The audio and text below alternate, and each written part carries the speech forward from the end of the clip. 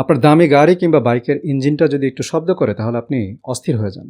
সবচেয়ে ভালো engine oil খোঁজেন, সময় মতো সার্ভিসিং করান, কারণ আপনি জানেন যে এটাকে অবহেলা করলে একদিন হয়তোবা হঠাৎ করে ইঞ্জিনটা সিজ করবে। কিন্তু এই কয়েকশো কোটি টাকার যে শরীর, একটা সুপার ইঞ্জিন, এটার বেলায় কী করছেন?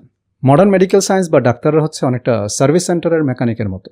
আপনার কোনো পার্টস নষ্ট হলে তারা সেটা রিপেয়ার করার চেষ্টা করে, বড়জোর বদলে দেয় যদি সেটা বদলানো সম্ভব হয়। কিন্তু আপনি যদি গাড়ির ফুয়েল ট্যাঙ্কের মধ্যে পেট্রোলের পরিবর্তে ড্রেনের ময়লা পানি ঢালেন, তাহলে মেকানিকের কি দোষ? যে গাড়ি রাস্তায় চলার কথা সেটাকে যদি পানিতে নামান, অথবা আজীবন যদি গ্যারেজে বন্ধ করে রাখেন, আর যদি ইঞ্জিন সিজ করে, তাহলে সেটা কার দোষ? আমরা প্রতিনিয়ত আমাদের শরীরে ভেজাল খাবার, অতিরিক্ত চিনি এবং স্ট্রেস নামের ময়লা পানি ঢালি, আর যখন ইঞ্জিন থেকে কালো ধোঁয়া বের হয় তখন সব দোষ গিয়ে ঢালি মেকানিকের উপরে। মেডিকেল ইন্ডাস্ট্রির কথা বললে খুব আচ্ছা লাগে, আর যখন আয়নাটা একটু ঘুরিয়ে ধরি তখন বলে ডাক্তারের চাটুকারিতা হচ্ছে।